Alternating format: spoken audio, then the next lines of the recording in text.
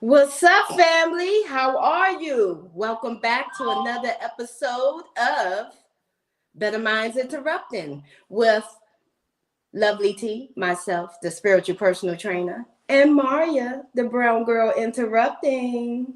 Hello, family. Salute and welcome all. So, how are you doing today, lovely T?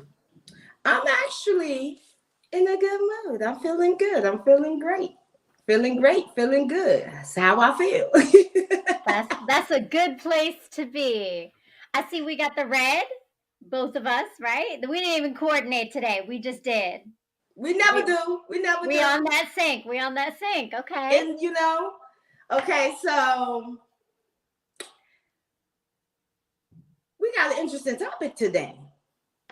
Very interesting. It's going to be full of information. It's going to be fun.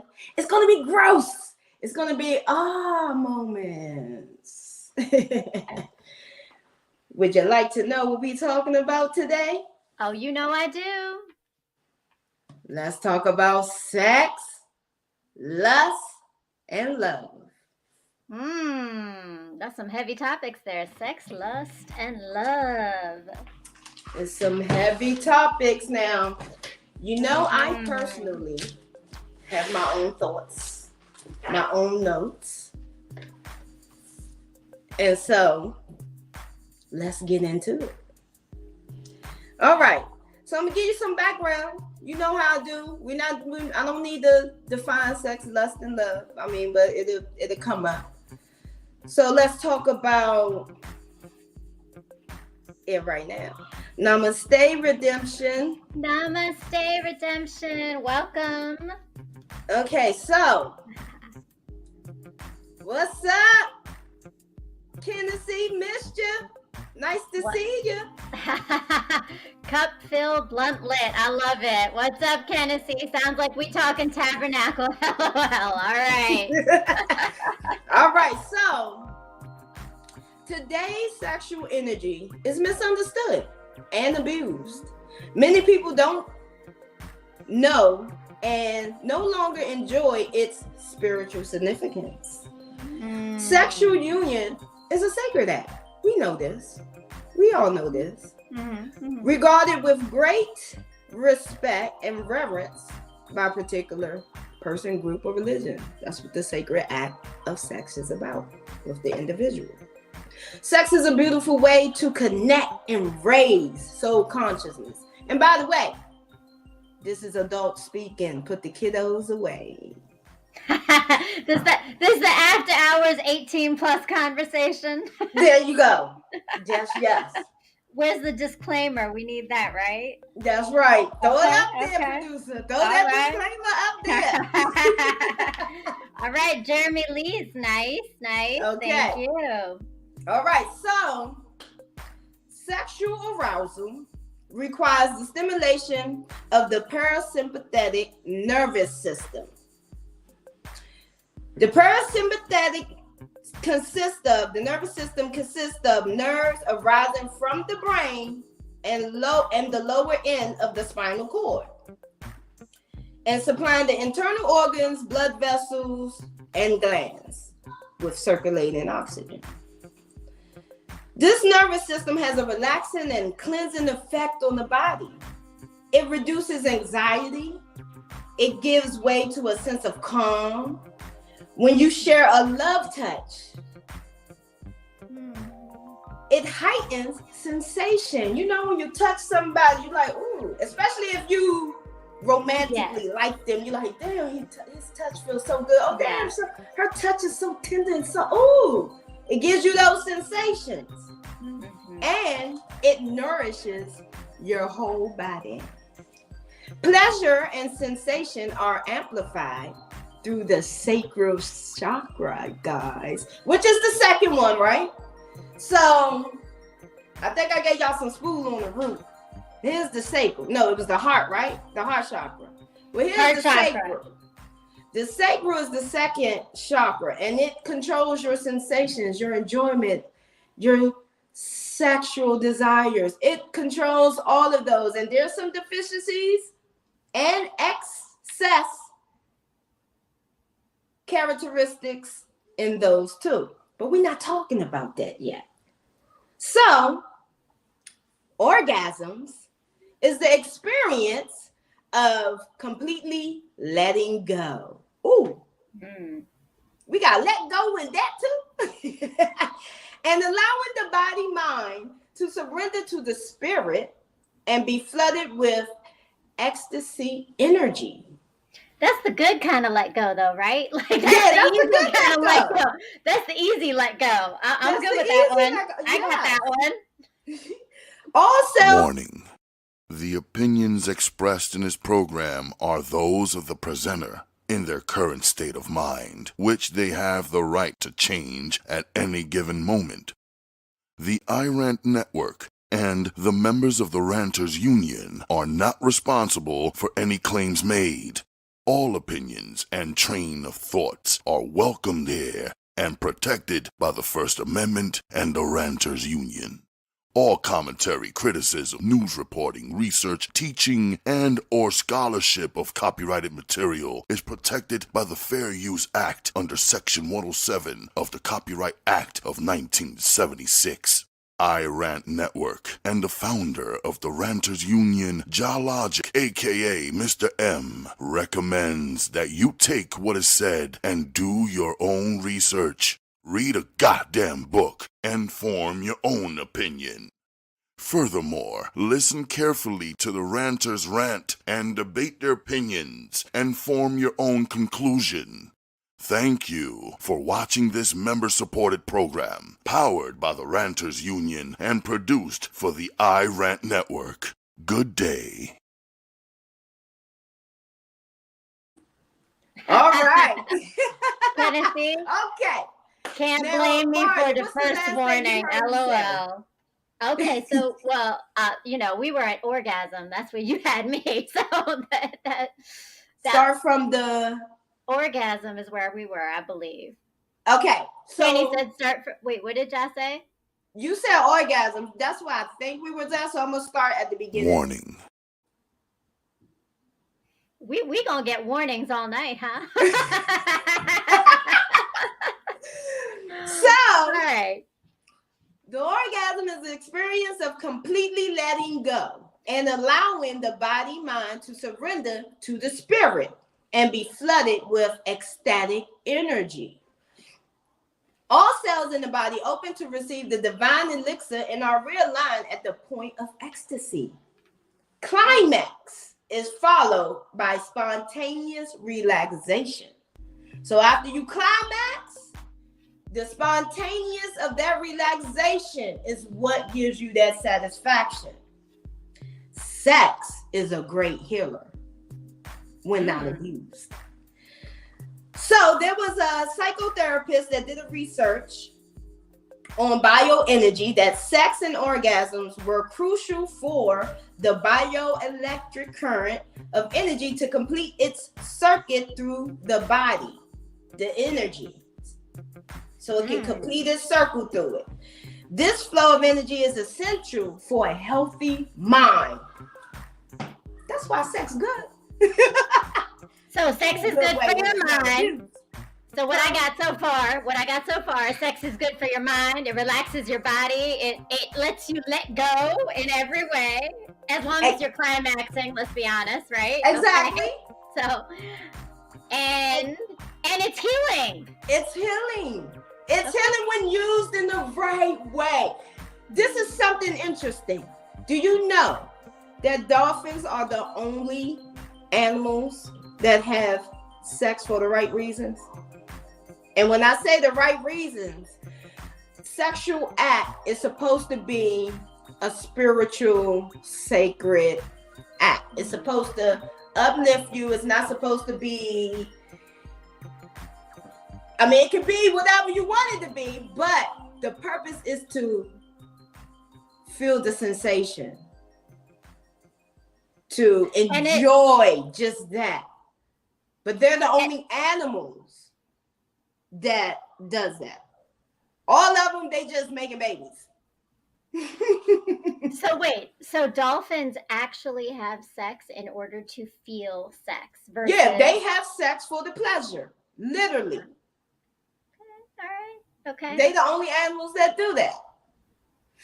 Kennedy say, I heal. That's why I park with, say, clergy. It's spiritual.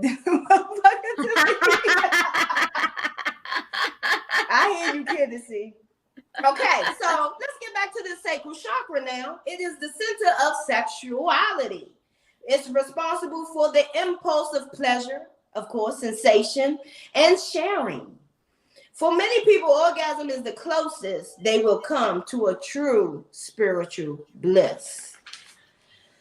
Celibacy allows the life force to accumulate in the body because you're not releasing none of your energy.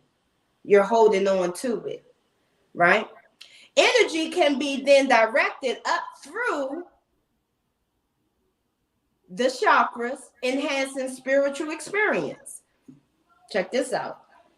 Male ejaculation is thought to dissipate the life force, while for women, the life force can be contained during sex. Now, why is that? Why do men life force dissipate? Because we're absorbing and they're releasing. Good stuff. Okay, so I got a tip for you ladies. Okay, so wait, no, but I gotta ask because this is interesting because I think you said like two totally different, like they were the same thing but the different things, right? Like you said celibacy is like also spiritually like connected and it's a good thing, but then sex is also spiritually connected and a good thing. So when do you choose which one? And what's the impact of choosing the different one? It's all in the person. It's all in what their purpose is. It's all in how their mindset is set up. Also, if you're in a state of healing and you don't have no one, 9 times 10, that's when man or woman becomes celibate because they probably healing, looking to re-energize their soul, their spirit, and sometimes celibacy is a way to do it. Now, going to having the sex, or like for us, since we contain it, which is good, it don't leave us. But for the men, it only leaves when they ejaculate. But it can be regained, as you can see. Right? Did I clear it up? I think so. Yeah. No, I get that. That. Okay. Kennedy, so what about when I leave my life force in and you release your life force? That's some spiritual shit. It is.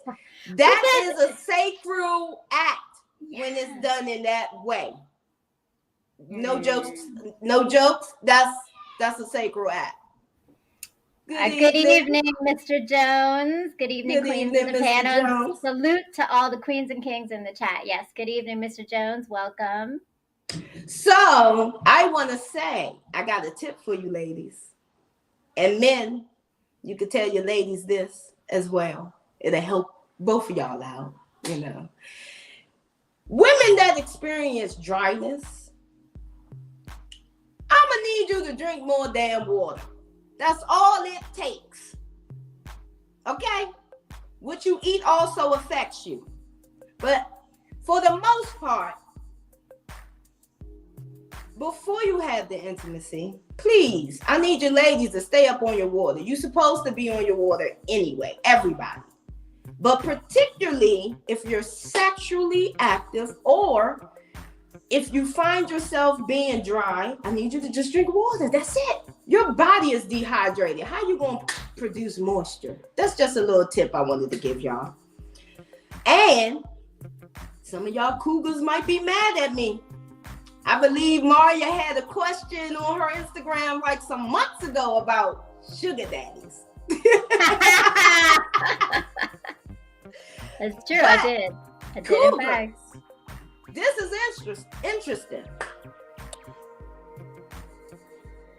Dating young men is bad for your health. Really? Oh. Wait, how young is young? Hold on, wait. I have a parameter here. How much younger is younger bad for your health? Okay, I'm gonna go on my resources. Y'all see, like, I'm this every day. I don't know if y'all can see, but this me every day. This is what I be reading. I read from the book. But when I gotta go to my professional resources, I got you. I got the book. So you asked me.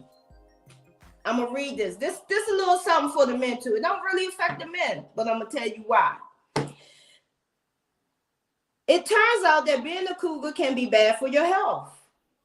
Researchers from the Max Planck Institute found that being with a younger man increases a woman's chances of an early death up to 20%.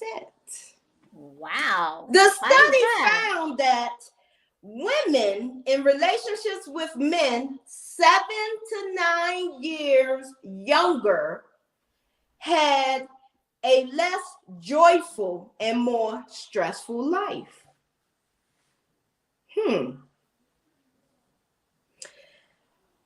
On the other hand, men who were with women 7 to 9 years younger lowered their chance of death by 11%. In general, marriage is good for men's health. For men's health, marriage is good. I like how you said men's health. It doesn't sound like it's good for women's health. Is that what you're saying? When it's younger, when we're comparing it to that 7 to 9. So if men are married to women who are 7 to 9 years younger, that's a good thing. For them. For them. You know why? Because fertility? I won't say fertility. I would say more so they are, an older man is real showy off or excited to be like, this is my girl. Especially if they younger. This is my girl, y'all. She thinks she fine. The older men I'm talking about that do that, right? So they happy, they ecstatic. Half the time, us women are scared to be like, you know, I'm dating a younger man.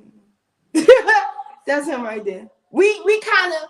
Well, because there's a judgment, right? Like, so for a man, that's a different, is that sexually oriented to our spirituality, or is that societal pressures, right? Because yeah, men are like, oh yes, you get accolades for dating a younger woman. But if you're a woman who dates a younger man, then you kind of like looked at as, I don't know, almost like predatory. I feel like that becomes predatory, right?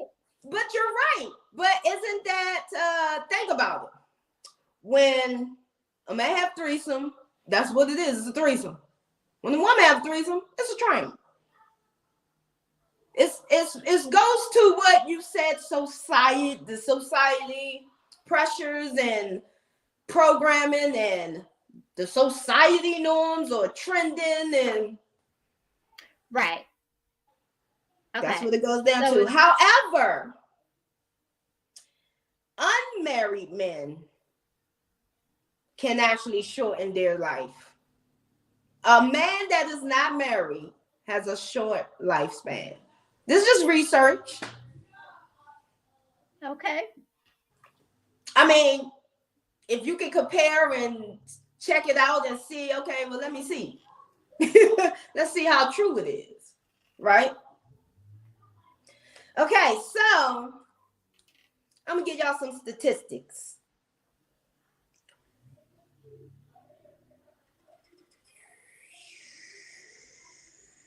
Okay, now this is the part we don't like, but y'all need to know.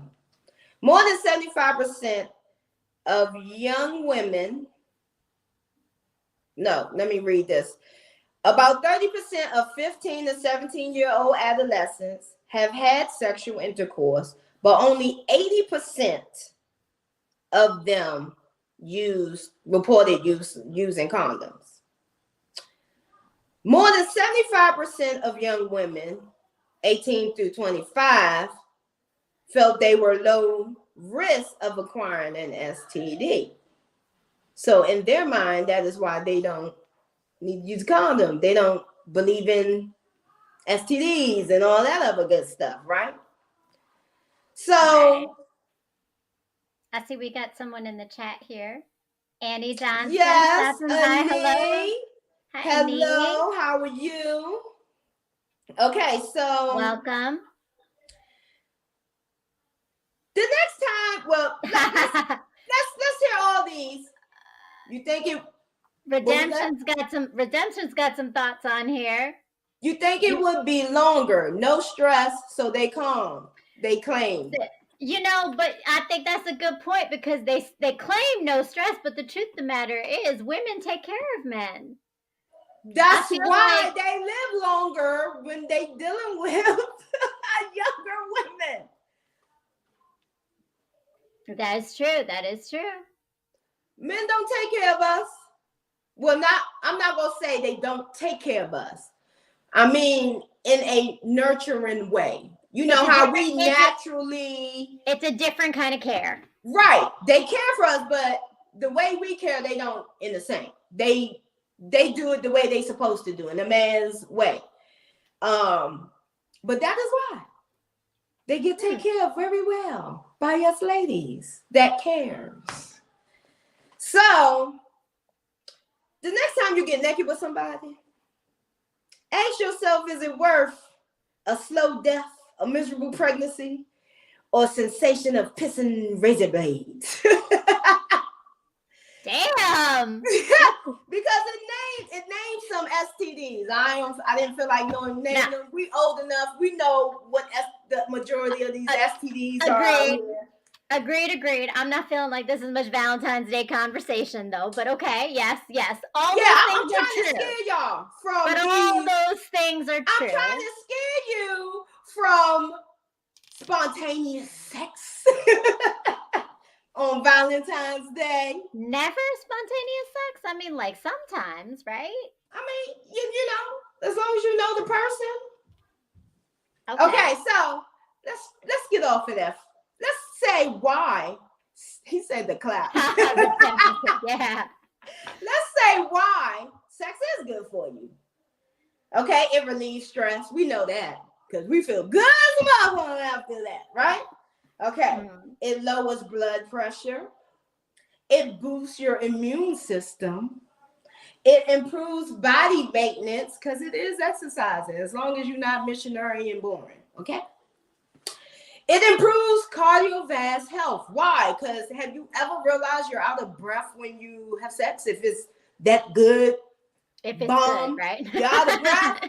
All right, you done sped up the metabolisms, okay? Yes. So it's good cardiovascular health. It boosts your self-esteem, of course. It improves the intimacy. It reduces pain. Okay, I'm going to go deeper into that one. As oxytocin surges through your body, endorphins increases and pain declines. So because of the endorphins, that's why you're not feeling it. What you say, Tennessee? Tennessee's going to be cracking me up today. It get some sleep. It makes you say, fuck it, and get some sleep. Okay, so sex also helps you sleep. Oh, yes. And Ani says, and it enhances ego. Yes, that's the it truth. Does. That's some truth. Sex heals wounds. Sex prevents old age. Sex reduces prostate cancer risk, y'all. Sex strengthens your pelvic floor muscles. And ladies, learn to do Kegel exercises so you don't be loose down there. Sex increases blood flow. Sex also is a fountain of youth. Sex increases testosterone as well as estrogen. So, did you know there's a medical reason why it just feels better without a condom? It's not just a reason why it feels better. It's a medical reason. Females in the study who were, and by the way, this recent study suggests that the male semen acts as an antidepressant. So females in the study who were having sex without condoms had fewer signs of depression. Duh. Wait, without a condom, fewer signs of depression? They have fewer signs of depression than women who use condoms or abstain from sex. These data are consistent with the possibility that semen may antagonize depressive symptoms. Evidence shows that the vagina absorbs a number of components of semen that can be detected in the bloodstream. So, fellas, y'all got healing semen when done right. If you got a depressed woman, sad situation, heal her up, y'all. Heal her up, fill her up. Candace is off the chain today. If a woman swallows the life force, and I'm down there tasting her life force, or we 69, that's a circle of life. Damn, I didn't know I was that spiritual. Guess what? You know what? I'm glad you said that because it talks about that. And I'm going to get to it. So, wait, though, we got to go back to a disclosure here, I think, because we went from STDs to sex without any condoms. So, let's go back. And I think we need, for those who are young, who are enjoying and partaking in the sexual acts, and yes, it's a healing and it's spiritual and it's fabulous and it's good stuff. But, be careful because, yeah, you could definitely get things. So even though the semen is a healer, if you don't know your person, or maybe you know your person and they still doing all kinds of things with other people, you certainly don't want to bring that back to yourself and be peeing any kind of pain. So Exactly. Be careful and cautious. Yeah. Okay, so I know we skipping all over the place, and it's okay to skip. It's okay because we still growing. We're still learning. Because before I did extra research, I was shocked, and you about to see why. Okay, so this you won't be shocked by, but I'm gonna give you another helpful tips. These are foods that can affect your sex life. 3 foods that can make your sex life go down. And these is for you too, fellas. If you find it hard to come up in life, this is why you always down in life. I'm about to tell you right now. All right. So if you eat a lot of fried foods, I'm gonna need you to stop. All that saturated fat is sure to give you the itis, okay? And make you feel too tired to move a muscle. Even the third leg. All right. Okay, so calm down on them fried foods. Sugary sweets. The sugar in the cookies is a crash and burn. Same thing. Crash. You don't have no energy. Soda, the caffeine, again, crash. Medication is not a food, and sometimes you can't help that, but that is another reason. So what about those foods that can get you up though? I'm gonna give you 6. Almonds. They're nutty. They're good for you. They're good for you. I love the irony of that one. What'd you say? I love the irony of that one. They're nutty. they nutty. Exactly. So almonds are great. They're a great natural source of energy, which are also said to arouse passion in women. Almonds are packed with vitamin E and a natural sex hormone stimulant. So it's a natural aphrodisiac, almonds. So leave those chocolate-covered strawberries and chocolates away for Valentine's Day and break out those almonds. There you go. I'm gonna go buy my pack of almonds this week.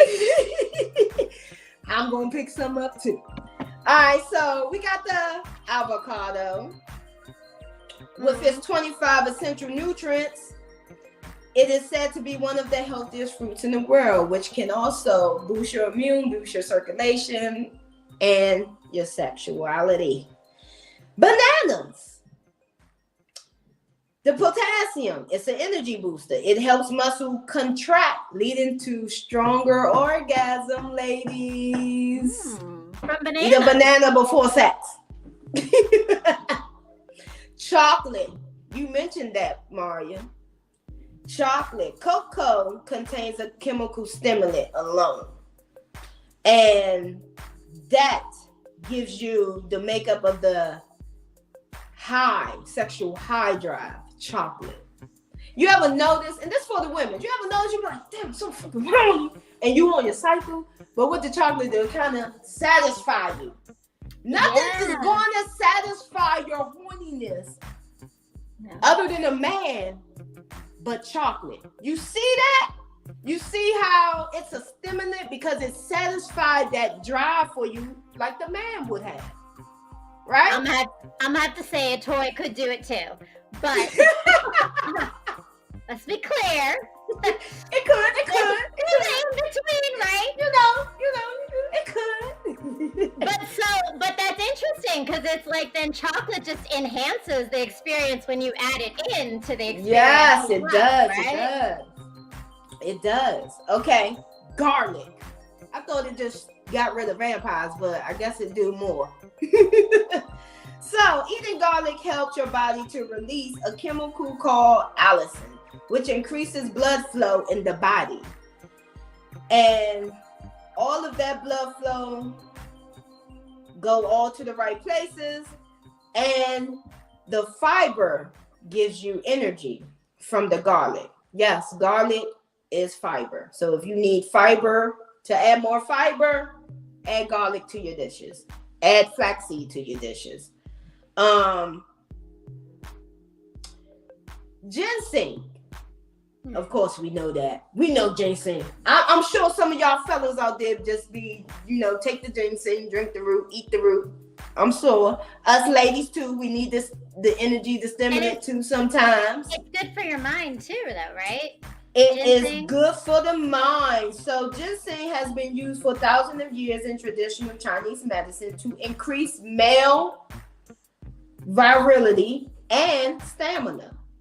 It's a natural Viagra. Leave them damn pills alone, y'all. Ginseng, natural Viagra, okay. That's right. Leave them pills alone. Okay, Kennedy, here's you. This is your section. We're going to call it, put it in your mouth.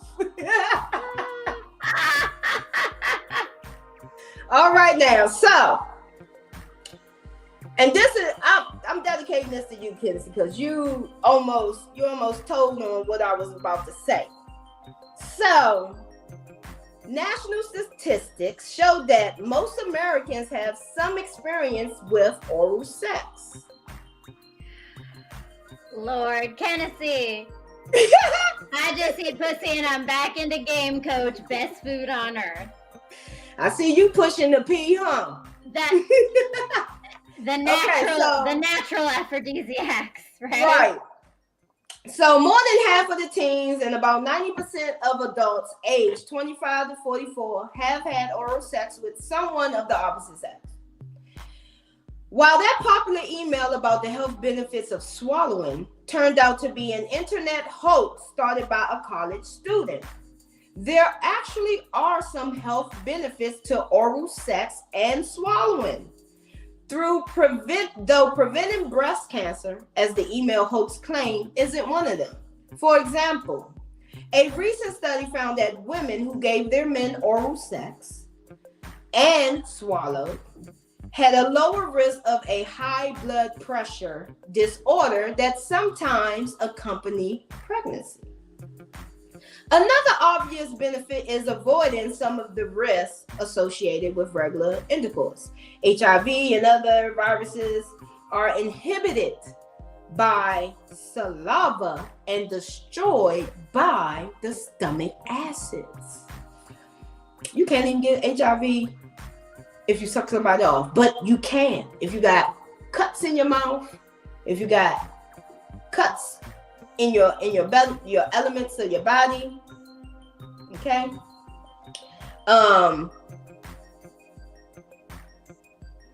However, those risks jump back up if somebody got cuts, like I said, or open sores on their mouth or genitals. And for those of you that put your mouth on everyone and anyone, your risk of catching the human HPV is high.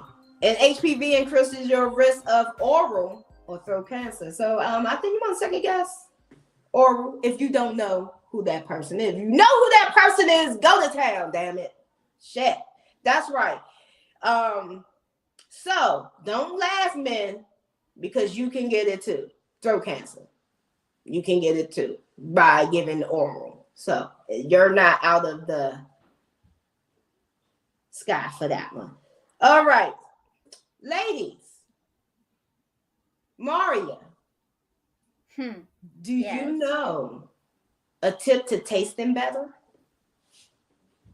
Oh, I think it's pineapples. Oh, that's one. Everybody knows, well, all females know pineapple, but do you know why? No, what is it about the pineapples? Okay, well, all fruit, actually. All fruit. And the reason being, if you have a healthy diet, if you're not eating a bunch of crazy stuff, if you detox on a regular, when you eat fruit, it sets off the tanginess. It makes it taste good. It sets off the tanginess, right? And when you have too much red meat or dairy, it makes you taste salty. Okay. I'm just giving you some tips, ladies. You want them to be enjoying it, right? I'm just glad I've been cutting those things out my diet. I mean, so I'm already on the right track. I'm good. Yeah, okay, there you go. Right. There you go. Of course, drinking plenty of water because it detox the toxins in your body, not just hydrate you. It actually is a natural detox for you. But those are a few of those. So I'm gonna give you another. Did you know? This is a shocker. I didn't know this. Maybe some of y'all did. I'm not too in tune with sex crimes. So in some countries and states, even here in the US, anal sex is still a criminal offense, punishable by long custodial sentences, corporal, or even capital punishment. I did not know that. How would they know unless you raped the victim or something like that you did anal? So other than that, could you get someone in trouble for that? Like, I don't know. I'm just asking questions. Like, how would you be able to get someone in trouble for that? Wouldn't you have had to allow them if it's not a rape victim, I'm saying? How would it be like if the police don't bust it, boom, stop having anal sex. Like, I just want to know. Okay, so of course, most of this is due to the gay stigma rather than health concerns. But if we're going to be real, you have to consider that bisexual men in heterosexual relationships, on the down low, are statistically one of the notable sources of HIV transmission among Black heterosexual women. And studies report that many HIV positive Black men who are having sex with men don't reveal their HIV positive status or sexuality to their HIV negative female lovers. In fact, 12% of all men say they wouldn't tell their partner that they had HIV. That was a study done. How you feel about that, Maria? I don't know. I don't know. I think like when you said it, what I was thinking was that it seems like it's the risk of obviously doing things without protection, right? Right. So and then I don't know, is it because of the stigma of homosexuality, right? That people, rather than being honest, are going to be dishonest for the fear of honesty being like the way that they're not accepted. Rejected. They're rejected, right? Yeah. Right. So I think it's complicated. But I do think there's some selfishness involved in the lack of protection. Agreed. And transparency. But I think it's complicated. So I'm not going to say I know the answer to it at all because I think, it's not my wheelhouse and I think it's complicated. I agree. I think It is complicated. So, speaking of rubbers, if you want to be protected, the first rubbers weren't actually rubber. Did you know that? What was it? What was they using? Well, as early as the 1000 BCE, the ancient Egyptians used a linen sheath for protection against disease, while Chinese are known to have used oil silk paper or lamb intestines. I can see why they would use that. It worked so well that in the 15th century, Europeans copied the idea and started making tons of money selling lamb intestine condoms. Right, that's what Hennessy said. Lambskin condoms, right? That's right. Yeah, that's true. Promising protection from syphilis and later from unwanted pregnancy. The Japanese also had a condom-like device made from thin tortoise shells. Turtle condoms? Turtle condoms. Wait, from tortoise shells? Yes. Turtle condoms. That seems really hard. Maybe I'm having a hard time understanding how you take a turtle shell and make a condom out of it, but I might not be thinking outside the box enough. I don't know. Turtle condoms. I mean, I guess they thinned it enough. Kennedy, I think the Holy Ghost just hit me. I've always known I was preaching the goat. That's why I'm the ghetto gynecologist. Well, you know what, Kennedy? You went on this conversation, but we're going to come back for a film, The Pineapple Season. Your body like a slow cooker to me. I mean, if they die, then right.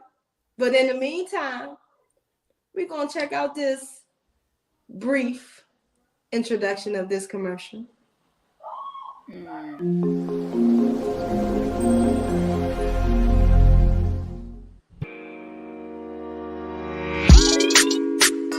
If it's coming.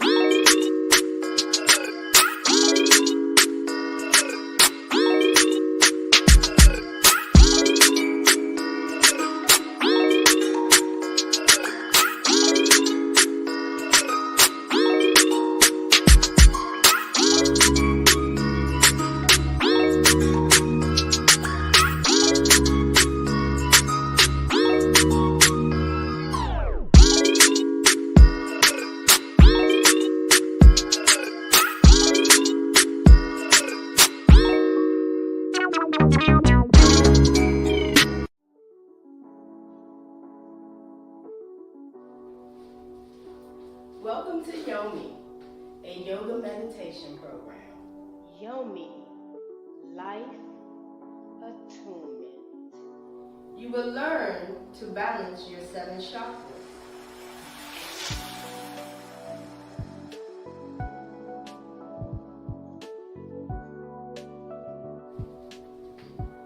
It's about self-improvement and self-acceptance.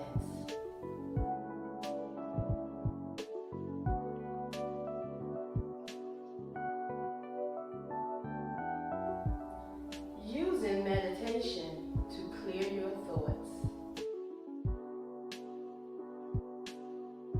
Yummy. It will help you gain strength and flexibility.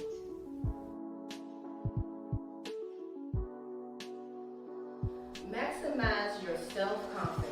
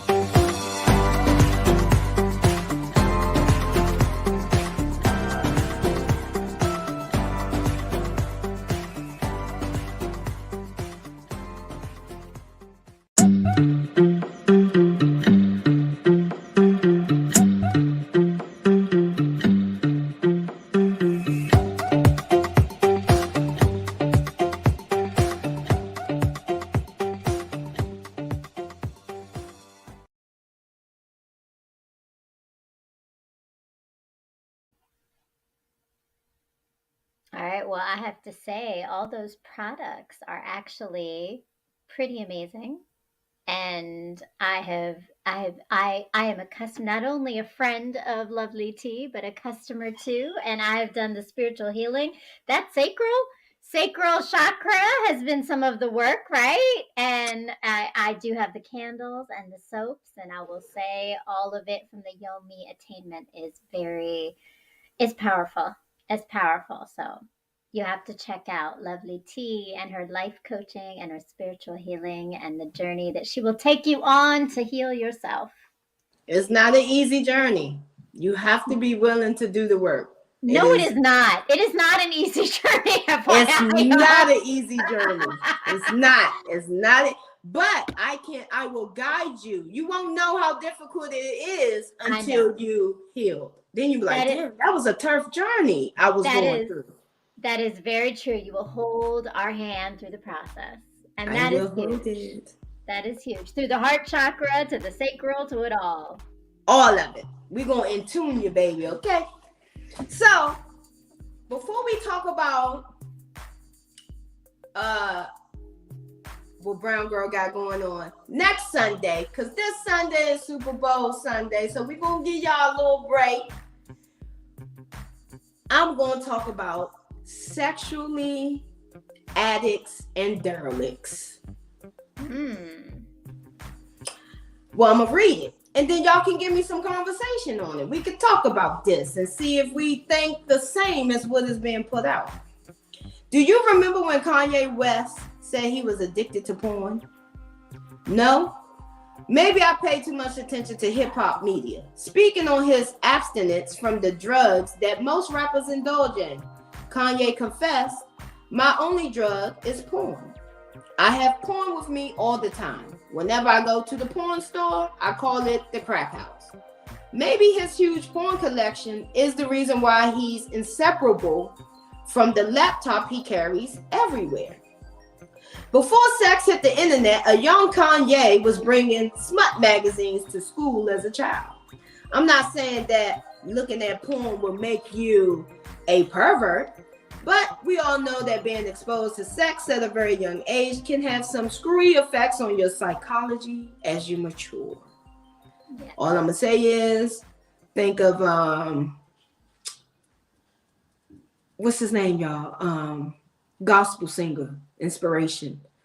We're talking about that was addicted to porn. He's all out there. I can't think of it. Think about his name. Throw it in the chat. He's a gospel singer. Kirk Franklin? No. Kirk Franklin? Was it Kirk Franklin? Is it Kirk Franklin? I think it was Kirk Franklin. I think it was Kirk Franklin. I think it was Kirk Franklin. And he actually went in on his addiction with sex and all that other stuff. So if you want to check it out, see what it's about. So, and I would add to that, because I think, you know, the added thing when young boys particularly, right, start watching porn, because I don't think it's as much girls. I mean, the girls do it too, but I think it's more boys, right? That the thing is that it kind of becomes the narrative of like how sex is supposed to work. And they think that that's really what sex is, right? What porn is what sex is with women. And they got a skewed understanding of it entirely. Right. And it's not healthy when you go about it that way. No. When you learned it through watching porn, it's not healthy. But and it's not about all the things you lifted up, which is the spiritual connection and the healing and the intimacy. Like that's all gone. It's all like it's all gone. It's been tainted. Yeah, it has. Yeah. For sure. Kanye later confessed that he did have a problem with sex. When Marvin Gaye made Sexual Healing, it was a fun song, but he really had a problem with sex. And I think I have a sexual problem, a sexual addiction. I want to do it all the time. I'm sure Ye got some issues, but I don't think people like Kanye have the clinical level of sex addiction experienced by people who are really sick. Halle Berry's ex-husband, Eric Benet, realized the same thing once he checked into a rehab for sex addicts. He explained sex addiction is a real thing. You know, in retrospect, it's not what I would label my situation. Hold on. If he wasn't addicted to sex, how does he explain his cheating? Making some stupid ass mistakes. Benet continued. We all know I cheated. I was out there. It's a betrayal, but I never did have sexual intercourse with anyone while I was with Holly. Going into rehab was presented to me by her mother that in order for the marriage to have a shot, this is what you need to do. But I'm not a sex addict. I wanted to save my marriage and do anything necessary to do that. I went and I heard other people's stories and realized this is really not my struggle.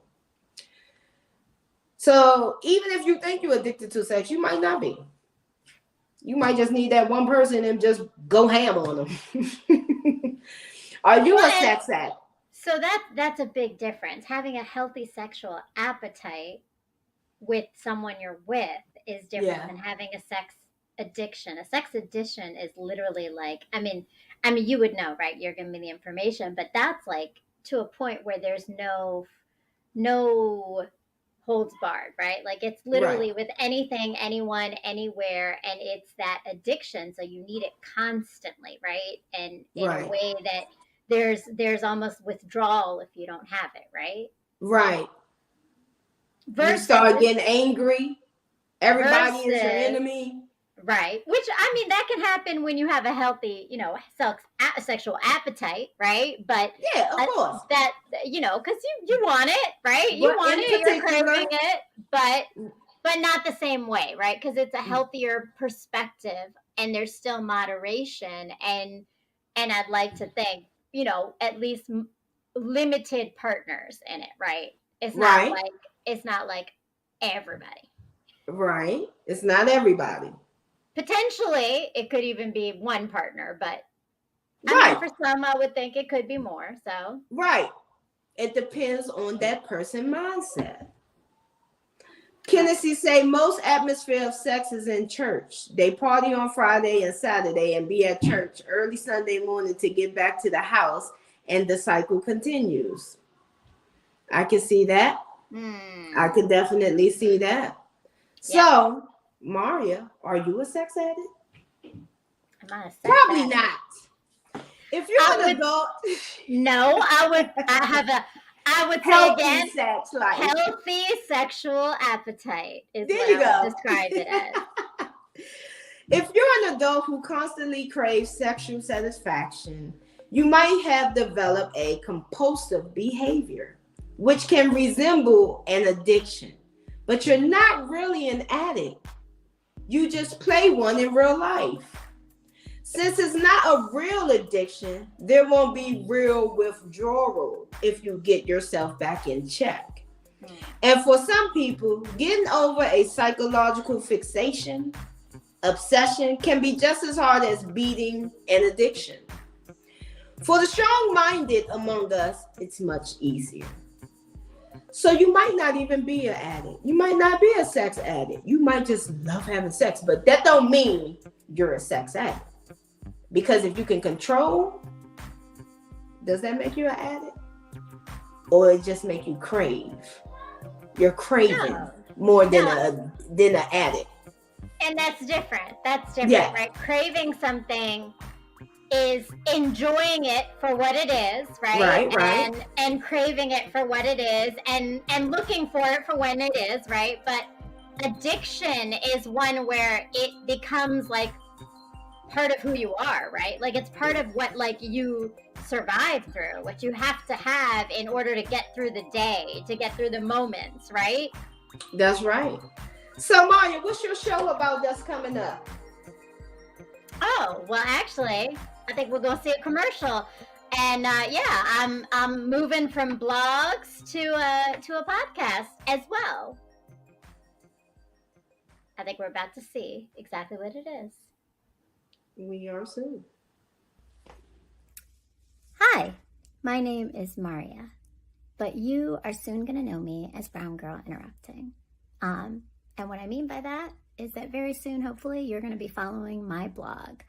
I am a writer, and I started writing because I was married I had children, and then my life changed when I separated, and I did a lot of learning and reflecting and growing in that process of change, because change always leads us to that. And I've decided to share that with the rest of the world, because sometimes hearing that someone else is going through the same thing as you, or understanding and putting words to the feelings and experiences we're having, helps us to heal from them, or grow from them, or learn from them. And so that's what my blog is. It's writing about life, healing, relationships, parenting, dating, marriage, pain, love, mistakes, growth, and coming out whole still in all of it as a human, flawed, but always open to new things. So that's my life, that's my journey, and it's written in this blog. But my hope is that you are going to go to www.browngirlinterrupting.com and join and subscribe to the blog and read all about my story to help you maybe gain some perspective on yours.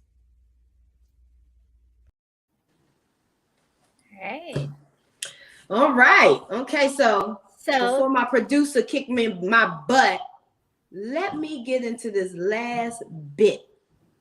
Can I do a little quick plug before we do that last bit? Of course. Because I want to say that I'm a blogger, yes, and that is the information. But I do want everyone to join me for my new show called Pain to Power, Leading with Love on Brown Girl Interrupting's YouTube channel, which all the information is down there. So make sure you subscribe and hit the notification bell. And I'm going to be interviewing Isaiah Frizzell, who is known as the Bird Brain Podcast. And he is a deep analytical thinker all about motivation and self-love and healing and relationships. So you got to come and join us on February 20th at 9 p.m. Eastern Standard Time. So not this week, but next Sunday. Next Sunday. We'll remind you. Don't worry. Oh, of course we will. Okay, so moving on to the derelicts. Ooh. Well, okay, so now you have to explain this word to me, because I've heard it before, but I don't know what it means. Derelicts. What does that mean? I don't want to be mean, but simply put, no clue. They have a clue, but no clue to how they're going about things. So we've got addicts and derelicts. Like those are our two categories here, right? Right. So addicts are too much into it. They need it. It's like this, like it's an addiction. It's an unhealthy connection to it, right? Unhealthy need for it. So a derelict has no idea. They have an idea. Kenneth says pretty much. People that would fuck anything. Okay. Right, pretty much. They have an idea, but like I said, they have no clue to who, what, when, where, why. They just go at it. How is that different from addiction, though? That's a good question. An addiction, as a matter of fact, let me go. I can't do it now. I'm live on this side. But an addiction is you're addicted to a certain thing. You have to have it. If you don't have it, you'll act or behave in a certain manner, right? Because you need to have this thing. A derelict is not addicted to it. They just want to do it. They have no clue to why. They're just doing it.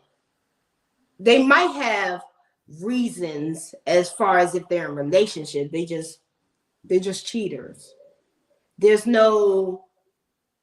So it's more lustful? It's more lustful, yes. It's more just ego more than anything. Right? Yeah. Like it's just your personal, like I just want to be satisfied because my ego is in the way. Right, which is not an addiction. It's just I want to do this, that, the third, and it's about me and I want what I want when I want it, and that's it. That's a derelict. Okay. So now what about if you have sexual cravings are a little odd? Commonly dubbed perversions, sexual deviations, and paraphilia is a condition in which a person's sexual arousal and gratification depend on fantasies, urges, or behaviors that are out of the ordinary and often extreme. Of course, paraphilia are reportedly more common in men than in women. Reportedly. Because, most men don't report stuff. So we could be even. I'm just saying. Possible. What you about to say? I said it's possible, right? Yeah. Some will sound familiar, others will not, but I'm going to let you Google them, and rather than trying to explain some of this shit.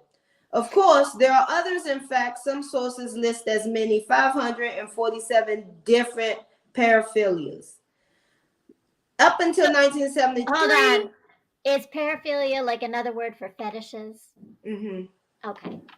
Yes. So we're talking about fetishes. People who got fetishes. Yes. Okay. Homosexuality was also listed as a fetish. I'm just going to say that. But was removed due to pressure from gay activists. Okay, so Albert Ehrenberg, 1914, wrote, all the forms of sexual perversions have one thing in common.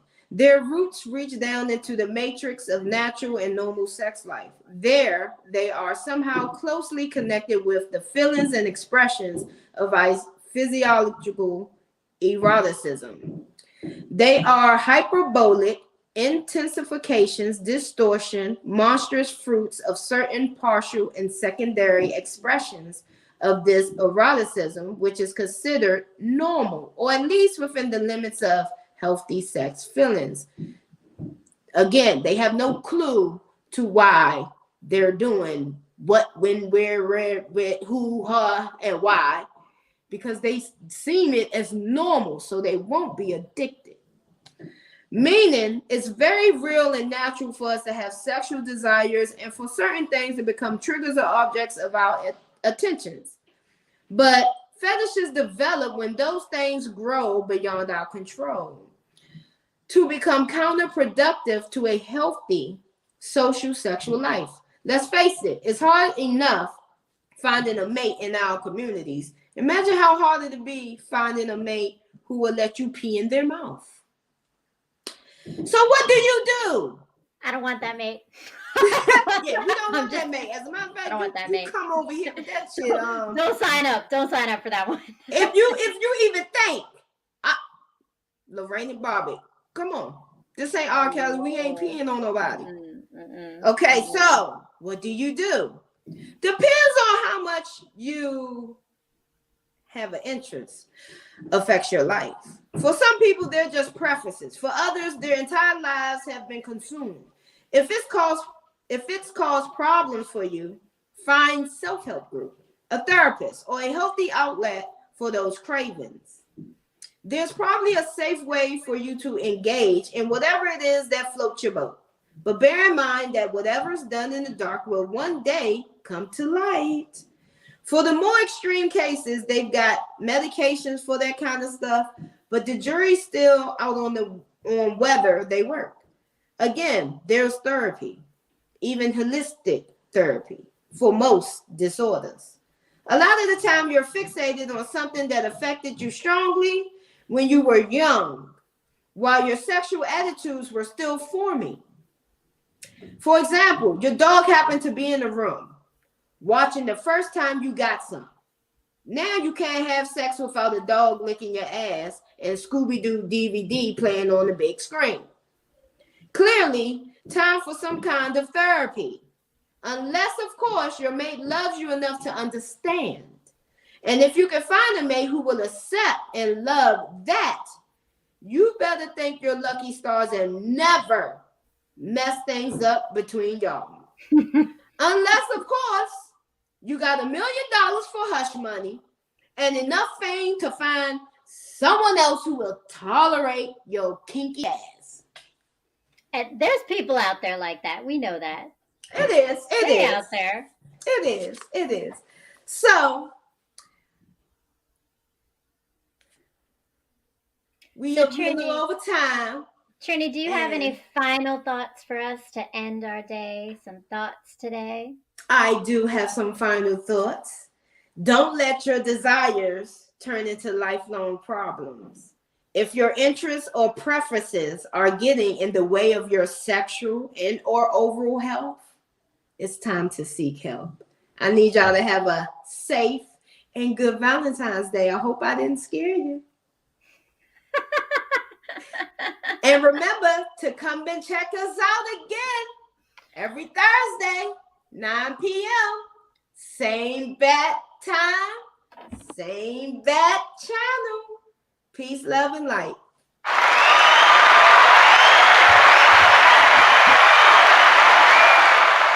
Okay.